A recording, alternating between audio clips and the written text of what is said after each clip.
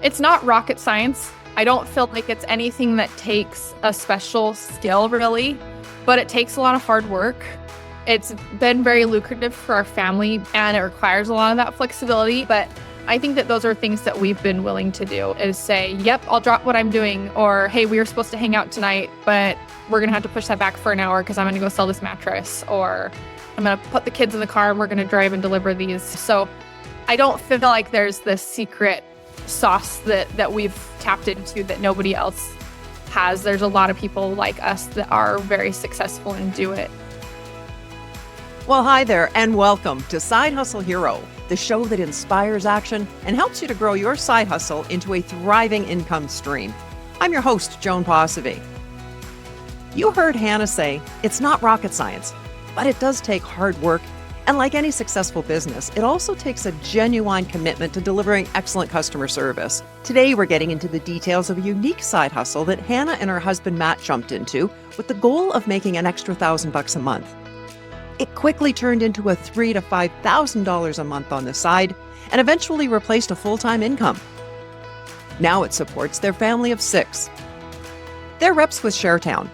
Reps pick up big and bulky items like mattresses, treadmills, and furniture from customers who bought them during a trial period, but want to return them. Once the Sharetown rep picks them up, the rep resells those items locally for a profit. If you've been around for a while, you might remember my conversation with Georgia Levitt, a co-founder of Sharetown. Well, today you'll hear what it's like from the other side. Hannah's one of their reps, and she's given us the real scoop on what this hustle looks like to execute. She walks us through exactly how it works, what it takes to succeed, the expenses involved, and the downside people usually don't talk about, like the trade-offs that come with all that flexibility. So if you're wondering, could I really make this work too? Here's Hannah Lee with an insider's look at the reality of being a Sharetown rep. Welcome, Hannah. Thanks for having me. Well, tell us, what do you and Matt do as Sharetown reps? So as Sharetown reps, we are independent contractors, and we are contracted with Sharetown, who is then contracted with all of these different, mostly mattresses, but also some furniture items or some other things like that, to go help finish the loop of a trial period returned item. So something that you've purchased online, again, I feel like mattresses is the easiest thing to kind of turn back to because that's the bulk of it. But a mattress that's been purchased online that had a trial period that allowed you to decide if it was a good fit for you, or if it's a furniture item, maybe you got it and decided that you didn't like the color as much as you thought you would, something like that. You're given a trial period. And so when that trial period's up, you've initiated your return. We're the people, as these independent contractors with Sharetown, that come in. We're going to pick up the item. We're going to make sure it's like new. And then we're going to help rehome and resell the item so that then the original buyer can get their return, they can get their money back, and these things can stay out of landfills. And on the other end, now people are getting a great deal on a new mattress or piece of furniture or whatever else. So that's what we do. And that kind of completes the circle. It's a win-win for everybody. The customer gets their money back. I mean, years ago when these companies started, they didn't really have anywhere for these returned items to go. I think originally some of them said donate them to charity, but then you've got customers that are stuck waiting because they can't figure out where it should go. So Sharetown has closed that gap really to make these trial periods a possibility for most of these companies. And then the mattress companies can continue to do what they're proficient at, and that's actually creating the mattress. Yeah. How do you spend thousands of dollars on a mattress and have the confidence to do so if you haven't had a chance to lay on it? Most of these are online brands where they don't have a storefront that you can go say, hey, this is the item that I want. Okay. I've seen it. I felt it. I know I want it.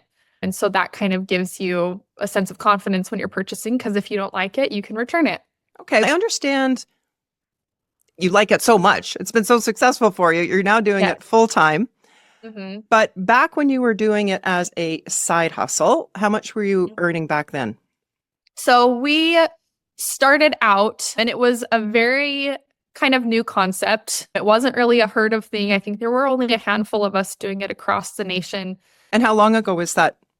That was that would have been 7 to 8 years ago. Okay.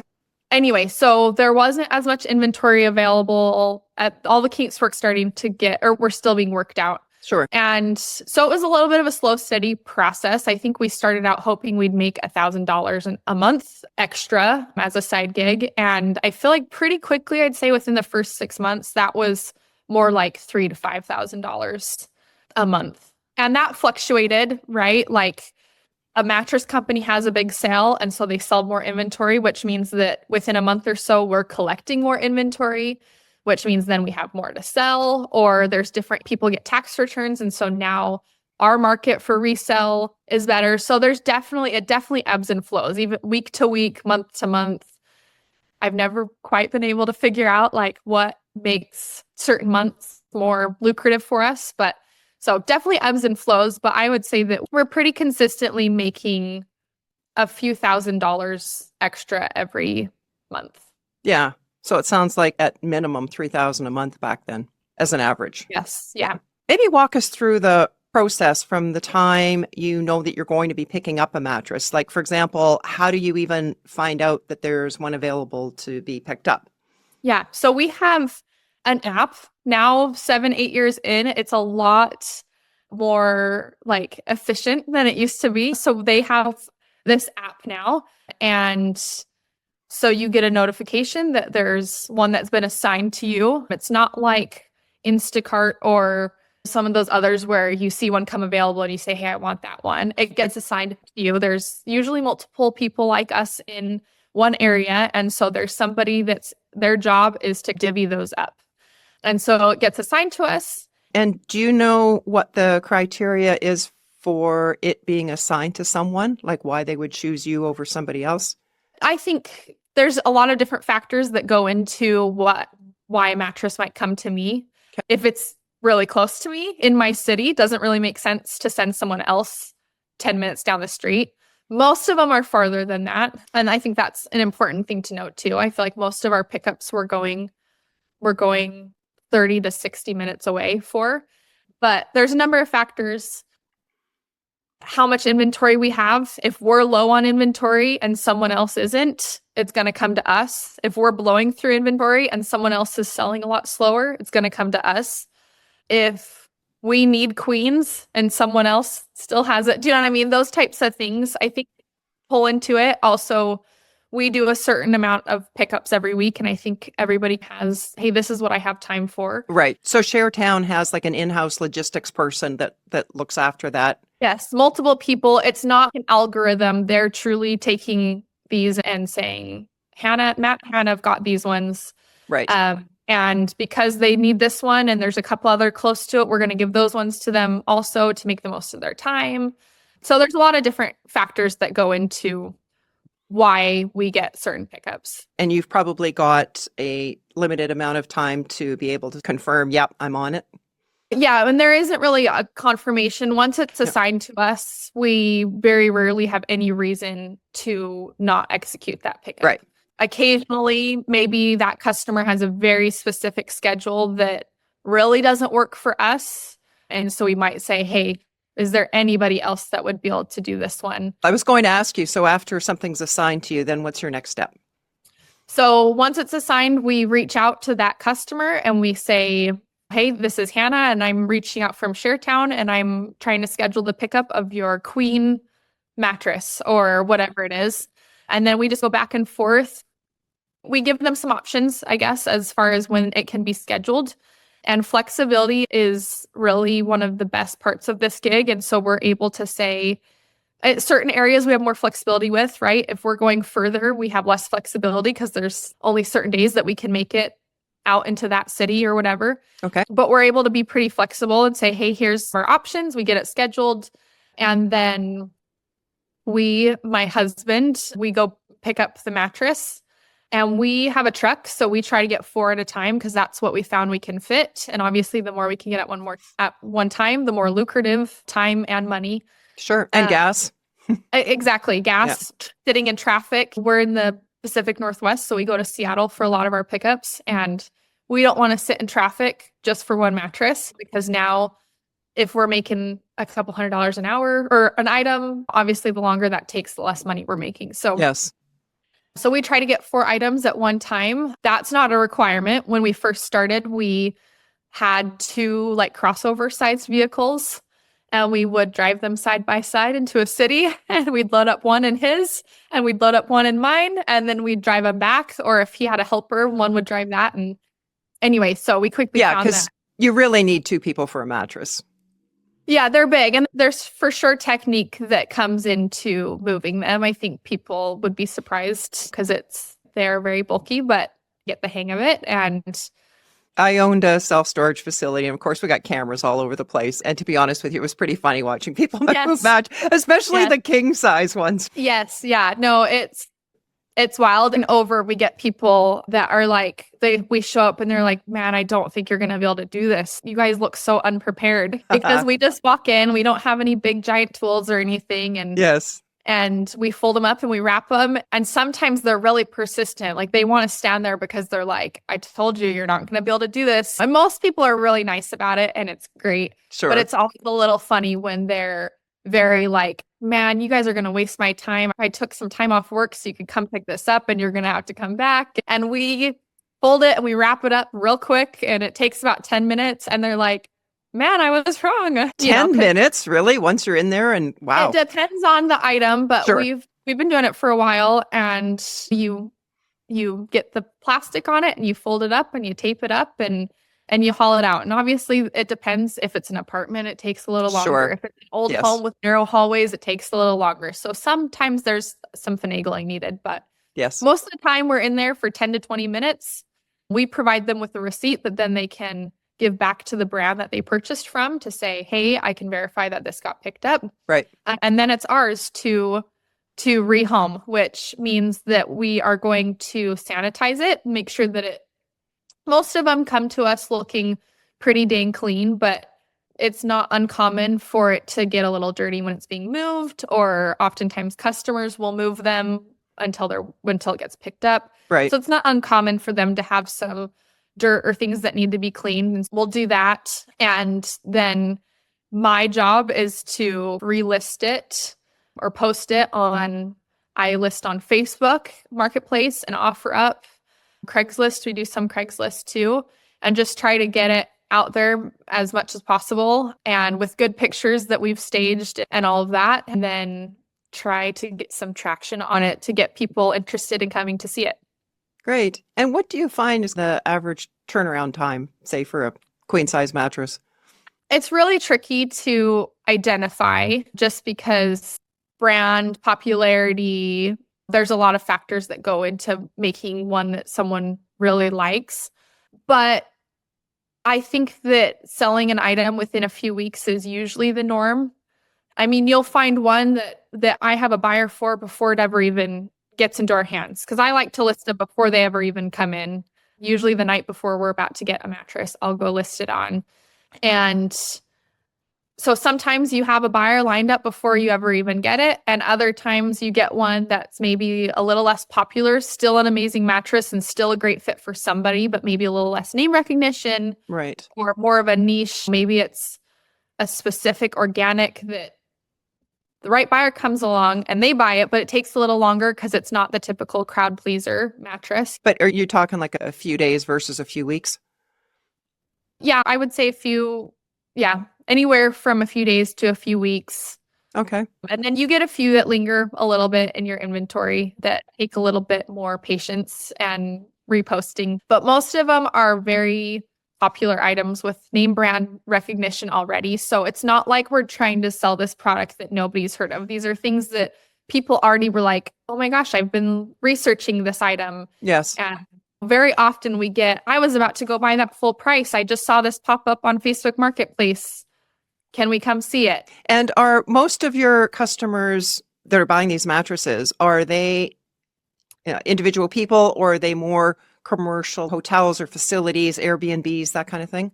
Yeah, yeah. So we see both. I would say the majority of our sales are going to people that they're purchasing this for their own home. It's either for them or it's for a child or for a guest room. But we love to build up that rapport with Airbnb owners or traveling nurse homes or that type of thing.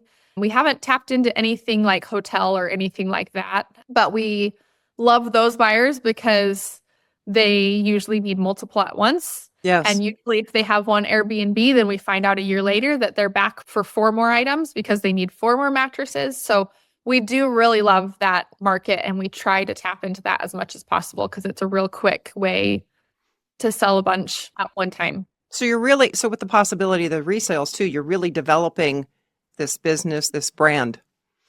Yeah, yeah. Because now, especially when we started, we had a little bit of a monopoly on the market because it wasn't such a common thing. Now we aren't the only ones in our area that do what we do. And so it becomes really important that we are going above and beyond and that we are quick to respond and that we're providing them with a really great experience that makes them say, I don't need to consider who else I could purchase from. I'm going to go back to Matt and Hannah because they were so great to work with. They Yes. had what I needed. It was a one-stop shop. I didn't have to go elsewhere. And so developing that brand to get returning customers because returning and word of mouth is a really big portion of our sales. Great. And you would be potentially pre-selling it even before it comes into the door, subject to the mattress being fine, because I guess you really don't know until you pick it up, right? Totally. Yeah. Yes, that's very much the case. That's not the case all the time. Doesn't happen all that often, but they very rarely don't come in or have extraordinary issues that would change that. If somebody says, "Hey, I'm interested in this," I will say, "Awesome, it's going to be available tomorrow." Right. I can explain that to them a little Yeah. bit. So Especially if you've got somebody that you know what they're looking for specifically. totally. Yep. Or somebody has said, "Hey, I see that you just sold this and you're out of this one, but I've been looking for this specific item." Then I'll say, "Awesome. I'll keep my eye out over the next couple weeks and I'll let you know when I have one." So at this point, after you've picked up the mattress, you've cleaned it or at the very least, sanitized it. At this point, no money has changed hands. You haven't paid for the mattress. Yep, correct. So one of the really unique and awesome things about Sharetown, and probably what made it easiest for us to jump in years ago, because we were young and we didn't have a lot of money to invest in something. We had only been out of school for a year, is that there's no upfront cost besides our time and our gas and some materials, which even materials we could go buy enough for one mattress and test the waters and see how it was. So we don't have to pay for the item upfront. Once it sells, we pay for it. Who decides what you have to pay for it? Sharetown has set prices with each item, and those prices are based off of market value and even unique to certain areas. Some brands sell better in certain areas than they do in others. And so all of those things are analyzed by Sharetown to help you be successful. And they will even give you hey, this is what we need to list it for, helping you see the value in an item. So they determine those numbers. They determine the sale price as well? So there's a minimum ad price, and that really helps just set a market value for the resale of an item. And then that helps too, because if there's multiple of us in one area, the guy down the street isn't totally undercutting all my prices, and we have an agreement that we're all going to sell around this area. So if we find that there's more value in a particular item because we've sold it time and time again and it's really popular, then we can list above that, but we have a minimum number that we don't go below. And that's really helpful. Yeah. So if you pick up a mattress and Sharetown has said, okay, when it's sold, you need to pay us $500. What would typically the markup be? It's really tricky because it really depends on the brand, but we are able to make a couple $100 on most items. If we've picked it up ourselves, most items we can make a couple $100 off of. Some we can make more. A few items we don't make that much on, but we can be pretty sure that we're going to make a couple $100 profit on each item. On each one. Okay. And what happens if the item doesn't sell? So Sharetown's really great, and they will work with you if an item is sitting for a long time. Most of the time there's maybe a reason, maybe it got some dirt on the edge or different things like that. Occasionally, an item won't sell because it's just a quirky item, a less known brand or something like that. And or a unique size or just those types of things. And so if we sit on it for a certain amount of time and we've been trying to sell it at that minimum price, then they'll say, all right, let's reduce both of those prices. So now you can list it for a little less and you'll owe us a little bit less because we don't want to sit on inventory for long. It's no longer a like new mattress if it's been sitting in a storage facility for a year. The goal is to move through things pretty quickly. And that takes a lot of work on our part. Yeah. As far as being persistent with listing. It's not this thing that I can just be passive. Oh, it's up there. It'll sell when it sells. So I'm pretty active in getting those things sold. But then Sharetown also is, okay, I can see that you've tried to move this item. We don't want you to have it any longer. So let's just clear it out. So that way you have space for more inventory, which is also important. All right. And they'll pay you a flat fee or whatever, basically for your time and effort. Yeah. Once it sells, we'll keep a portion and then we'll go back to Sharetown. Got it. And so I think you've already answered this then. So that you don't have exclusivity to a geographic area. No, there's a lot of business, a lot of partners, a lot of inventory. And so we all share the load there. Okay. And since you are selling through Craigslist or Facebook Marketplace, I trust there's no returns allowed then. Correct. Yeah, we try to be pretty upfront about this is a final sell item. We really want you to look it over because we want to be sure that you know what you're getting, that they can, like I said, have some scuffs along the sides or different things like that. And we want to quickly move through things and not have the drama of providing a trial period ourselves. Okay. Yeah, that's fair. You mentioned sanitizing the mattress. What's involved with that? Yeah, so it can be different for every mattress because they have different makeup, but we do use a sanitizing product called Sterifab, and that's just a quick thing that we can spray on that kind of protects against anything yucky, you know? Yeah. But then we also, when they do need a little bit more, again, if it got some dirt on the way out or this or that, we'll use like a upholstery style cleaner, like a Bissell or something like that. And we've gotten pretty good at being able to treat little things like that. Yeah. $3,000 a month is a pretty respectable side hustle. What caused you to want to do it full time? So we did this as a side hustle for years and years. And my husband also had a very busy, normal corporate job. And he really wanted to go back to school and get his master's because he wanted to take his HR to the next level and do his own thing there. And so that was a direction we were feeling pushed, but there was absolutely no way that we could add full-time job, side hustle that took up most of our evenings and weekends. Yes. And school.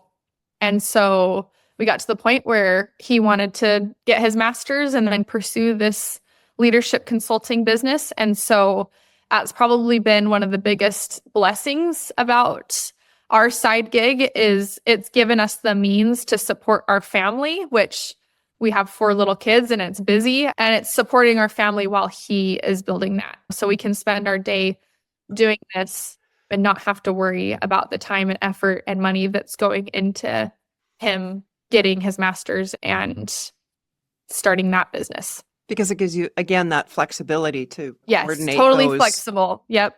So we have a shared calendar and we log all the different things, whether that's school pickups or soccer drop-offs or picking up a mattress. Sometimes all interspersed. You grab the kids from school and they go to the storage unit where we sell a mattress and then we come home for, so it's a very flexible thing. And that's what's allowed us, to do it all these years in between all the cracks. And how many years was it a side hustle? We have been full-time for 3 years now, so that would have made it like 4-ish years as a side hustle. Okay. Do you have any employees or even part-time contractors? No, so it's really just us. We'll hire some 18-year-old boys here and there to help us with different things.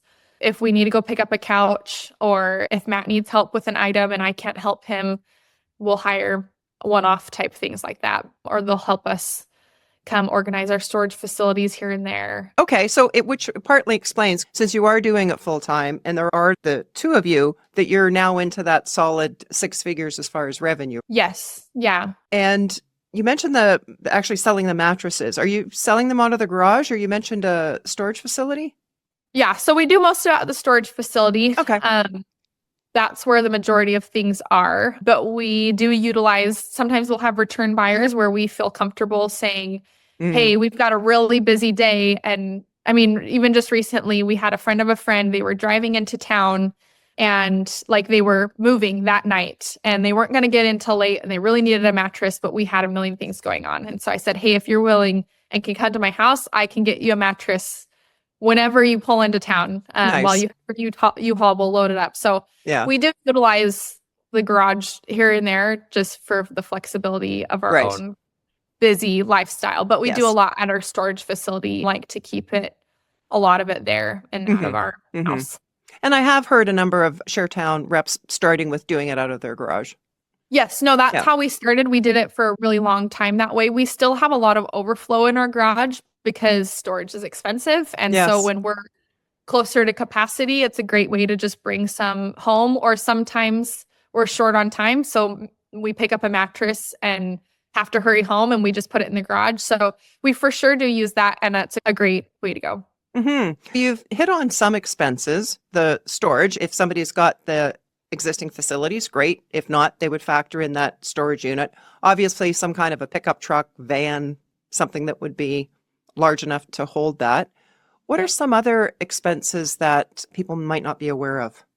Yeah. So you touched on the biggest ones, which are any kind of storage facility costs, which is relatively minimal, especially if you're starting and you need one facility, a few $100s a month.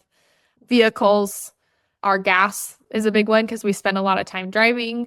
We do have quite a bit of a bigger portion of our expenses comes from materials, which even relatively is not a whole lot per item. So that's going to be packaging for them. We go in like the bags and tape. So we're going to wrap it up. We go through a lot of tape.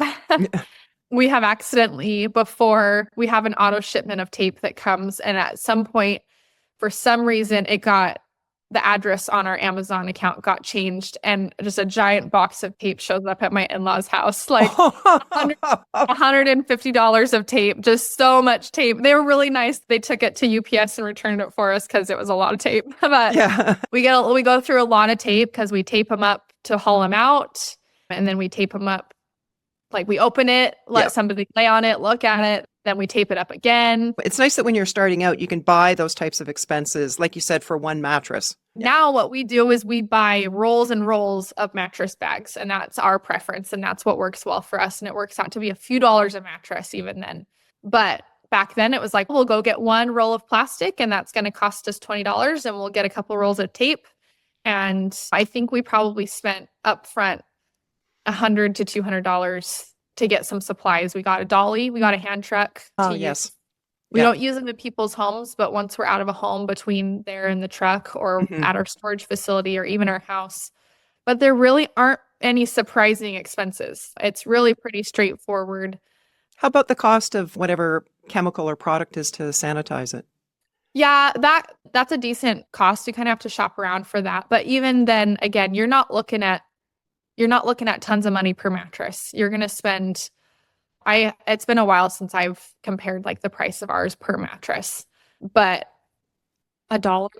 $1? Oh, okay. Like it's not this astronomical cost. So on a mattress, if I'm looking at tape and like the materials portion, I'm not talking gas or time or whatever, but if you're looking at those materials, you're looking at $10, maybe $15. Like it's really pretty minimal per mattress. And when you turn around to go sell it, are you paying for Facebook ads? I'm not. I haven't ever found that to be helpful. Okay. We do pay for some OfferUp listings because OfferUp has the limited amount of listings that you're given for free. And so we pay for an additional 40, so that way we can post more there. Sorry, what did you call that? OfferUp. Yeah, that one's a pretty popular one. By area, like some areas are much more popular, but I would say across the country, that's a pretty popular second marketplace option. And so it works really similar, but it's just like Marketplace on Facebook. They give you a number of free ads every month, free listings, and we choose to pay for 40 additional listings, which is about $1 a listing. But that's not necessary. Yeah. One thing we haven't talked about yet is liability insurance. You're going into people's homes. I trust you bought something for that. My husband has, I can't tell you numbers on that. He kind of handled the car insurance, all those different things. So we do have a higher car insurance than normal. We're required with Sharetown to have a higher level of coverage than we would choose ourselves. Sure. So there are expenses like that. Mm-hmm. Yeah. But I mean, that's easy to find out. And Yes. if somebody's thinking about doing this as a side hustle, to Yes. phone your insurance company as far as the vehicle, as well as that liability. That you're carrying out the mattress and you happen to knock over that Ming vase that's at the corner of their dining room table or. Yep. No, totally. And that is something that you can be liable for if you damage their, and that's one of the reasons we don't take dollies into houses, because we don't want to damage someone's floors, or those are things that you could be responsible for, sure. But if you're careful and if you have a helper, and we're quick to say, hey, would you mind moving some of your things out of the way? Not trying to put them out. Of course not, but again, if there's something breakable close by, we're not asking them to move their furniture or anything like that. We're pretty good at moving things out, but yeah, just to protect both of us. Yeah, that's a good tip. What's the downside of this as a side hustle that people don't talk about or might not even think of? Yeah. So just like it being really flexible, there's a flip side to that, right? Okay. If I want to be really successful, and everybody can have their own boundaries, but it's hard for me to say no sometimes. I'm like, I've got a buyer right now, and if they don't buy it from me, they're probably, if I'm not available, they're going to go find it somewhere else. Right. And so I would say that weighs on me a little bit sometimes, because I feel the need to always, like, I don't want to miss messages on my phone. I want to be really quick to respond. All the things that have built our business to be really successful, it's hard to step away from that sometimes. Right. To enjoy the family time, or, do you know what I mean? So a lot of our weekend plans, we leave open because we want to be able to accommodate customers that need to come. And that's not always the case, but usually what's easiest for buyers is evenings and weekends. And those are some of the most valuable times for us as a family. Sure. So we've definitely learned like a little bit of that flexibility in our own plans, but that's up to every individual. If this is just a side thing, then you can say, sorry, I'm not free today. You have the flexibility to make it what you want. Yeah, it almost reminds me a little bit, when you describe that, it reminds me of the situation that real estate agents find themselves in. Because a lot of people want to go for those showings, see the homes on evenings and weekends. And you got to be prepared to make that trade.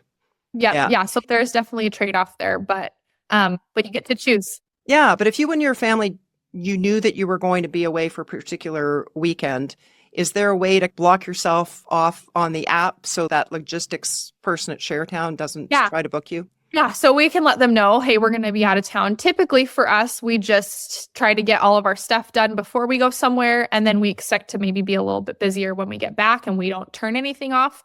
But you can also say, hey, I need you to not send anything my way for a week, so that way we're not bogged down when we get back. So we can do that. And that's same on the selling side, is there are plenty of people that have bought from us before or want our specific product and can see nobody else has it. And so we can go on vacation and come home and still make up for lost time. Yeah. Great. Whole lot of flexibility. Are you aware if Sharetown charges a fee for somebody to sign up and be a rep with them? I don't believe so. I don't think that they ever have. Right. Okay. I don't believe that has changed. They onboard you, they walk you through it. You have to meet some requirements, and then they hold your hand through the first few. They partner you to try to help you find success. And really, to that first 10 is that goal of, we're going to take it slow until we hit 10, but they mentor you through that first 10. And I think that they see that. We want you to feel like you can give this a fair shake. And if you go and the first one you pick up is really hard, like, it's likely that it's going to be hard and you're going to feel a little overwhelmed because you've never moved a mattress before. And so I think that 10 number is just so that you can really feel like you are getting the hang of it and seeing the potential. Great. Because let's face it, they want you to win too. Yeah, they're putting a lot of their time into Mhm. you to help you, and they want you to be successful. So you were doing this as a side hustle for 4 years. You moved into full time, making a solid income now. Clearly, you're very successful at it. What do you think that you and Matt are doing differently or better to be doing so well with Sharetown? It's not rocket science. I don't feel like it's anything that takes a special skill, really, but it takes a lot of hard work. It's been very lucrative for our family, but it does require a lot of hard work and it requires a lot of that flexibility. And so I think that those are things that we've been willing to sacrifice and to do. And I think that you see the success of the people that kill it or the people that don't do it for very long. And some people have different priorities, right? They might start it and say, man, I don't like that I have to give up some of my weekends and my evenings to sell these. So they could be successful, but they're choosing not to. It's not necessarily just you either do it or you don't. But I think that those are things that we've been willing to do is say, yep, I'll drop what I'm doing. Or, hey, we were supposed to hang out tonight, but we're going to have to push that back for an hour because I'm going to go sell this mattress. Or I'm going to put the kids in the car and we're going to drive and deliver these. So I don't feel like there's this secret sauce that we've tapped into that nobody else has. There's a lot of people like us that are very successful and do it. All that you've said describes to me too a strong emphasis on the customer service that you guys provide, both in terms of the person that you're picking the mattress from and then as well as the people that you're selling it to. Yeah. Trying to be really pleasant and personable, even just chatting about little things as they're coming to check out mattresses. I think that those things add up in every interaction ever. It doesn't matter what your side hustle is. I think that if you can relate to somebody, then it creates a positive experience. And it's fun to hear people will tell us about their traveling nurses home. And it's fascinating to me because I'm hearing about someone else's side hustle is that they are creating this. And so there's a lot of cool connections that come along the way. Yes. And it's weird because all I'm doing is selling mattresses, which is an odd job, but you get to connect with people and that's a positive, happy thing. Do you see yourselves hiring somebody to help with it? It's really tricky finding someone that can do that. There's just a sweet spot of that. Like, what could we afford? Right. And finding a person that qualifies or that has the flexibility. We've had a great experience in the past hiring kids that are home in between college semesters. That's like the perfect hire because they're able and willing, but that doesn't last long and that's not really sustainable. Yes. Yeah. How long is it before Matt graduates? He has about 6 months left. So he's been taking it slow and steady and just doing a class here and there. Yeah. But yeah, you asked about something that makes us successful. And I would also say the fact that we're on this together. I can't imagine doing this alone. I think that would be really hard. I think having two people really helps. And I feel like the successful people that we know within Sharetown, they do have kind of that partnership. Yes. That allows, he's a muscle and he takes care of moving everything around and I can take care of the other end. I can do the bookkeeping. I can do the listing. I can talk with people, answer their questions. I can schedule all those things. That just makes it a lot more manageable. Sounds like you're a great team. We try. Someday, but some days. Yes. So what's your best tip, Hannah, to inspire others to start or grow their side hustle dream? I would just say to try. Like, I just feel like sometimes it takes throwing spaghetti at the wall and seeing what sticks. You know what I mean? Yeah. Seeing what's a good fit for you. I think we live in a time now where it's really cool and having a side hustle has become more popular. And so it's easier to hear about different things that you could pursue. And not everything is going to be a great fit. Some things you're going to find, hey, this might be making money, but I don't enjoy doing it. I don't like it. Like, not everything is going to work. But I feel like if you're willing to give something a fair shake, yes, and you're willing to try hard and put forth effort and be all in on it, then then I feel like you're going to find success, even if that's trying a couple things. But I feel like it's going to come around if you're willing to work hard. I feel like hard work is the magic. And so, giving it a try. You're going to learn so much in the process. Like you mentioned the contacts that you're making and the things that you're learning. And a person could try a side hustle and think, geez, I didn't realize it was going to take my weekends like this. This is not for me. So the next side hustle you choose, you build that into what you're looking for, right? Totally. I could rave all day about our side hustle turned full-time gig because it's been such a blessing in our life and so unexpected. But whether this is something that's interesting to you or you have your eye on something else, I just feel like until you try it, you'll never know. Especially with that low cost to get involved. Totally. And we set out saying we had some financial goals. We wanted to get out of debt and save for a house. And we said, if we can make an extra $1,000 a month, how amazing would that be?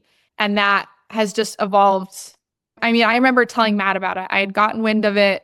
And I remember we were getting ready one morning and telling him about it. And I'm pretty sure he was like, you want me to do what after work? You want me to go pick up someone's used mattress? Like, you're crazy. And I just said, hey, I really think what's the harm? Like, why not try it? Obviously, different things require different investment. But yes, in the case of this one, I said, why not? What do we have to lose? And then a month in, we were like, oh my gosh, we blew our goal out of that was like, look at that. And so I just think working hard, being willing to go for it, and recognizing that you don't even know the potential of something until you try it. True. Yeah. Thank you so much, Hannah, for your insights on what's involved in being a Sharetown rep, your journey from side hustle to full-time, and of course for being today's side hustle hero. Thanks for having me. It's been so fun. What stands out for me in this side hustle is the low cost to jump in and start earning, and just how small Hannah and her husband started. They weren't trying to build a six-figure business right out of the gate. The goal was simple, an extra $1,000 a month. That's it. There's so much power in that, because too often we talk ourselves out of starting something new by thinking it has to be big or perfect or polished from day one. But what if your only goal this month was to make that first sale, or book one client, or just test the waters with your idea? Getting started is key. Then as you move forward, momentum builds. For Hannah and her husband, that first goal led to $3,000 to $5,000 a month on the side. And eventually it became something that fully supports their family of 6. But none of that would have happened if they hadn't been willing to start where they were with what they had and just give it a try. And hey, if you're thinking, this sounds great, but Sharetown isn't even in my area or my country, maybe there's still something in it for you.